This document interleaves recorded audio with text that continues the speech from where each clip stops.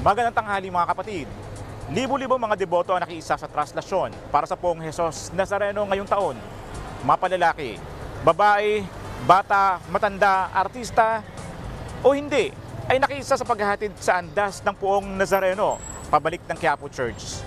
Ang tanong ko sa inyo mga kapatid, paano may papasa sa mas batang henerasyon ang pamamanata sa Poong Jesus Nazareno?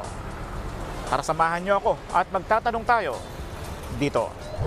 Kailangan sila mag-focus, magdasal para sa kinabukasan nila, humingi sila ng tulong kay Nazareno. Palagi kasi tinuturuan ng pagdasal.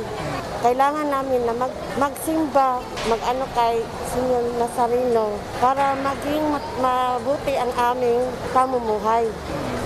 Lagi po silang lumapit sa Panginoon para naiba na po yung henerasyon ngayon eh. Wala nang time sa Panginoon ba, mas mabuti pang lumapit sa Panginoon para talaga yung pag-grow nila, mas malapit sa Diyos, mas magagaidan sila ng kung saan sila dapat.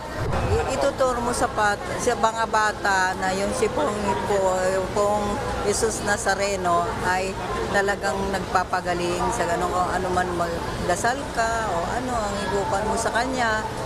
Sinisigurado ko po na bago kami matulog ay talaga pong nagdadasal kami. Tinuturo ko po sa mga anak ko yung kahalagahan ng pagdarasal po at pagpananalig sa Diyos po. Ako ang inyong hari ng bayan, ang tunay at nag-iisang pantanggal umay sa pananghalian.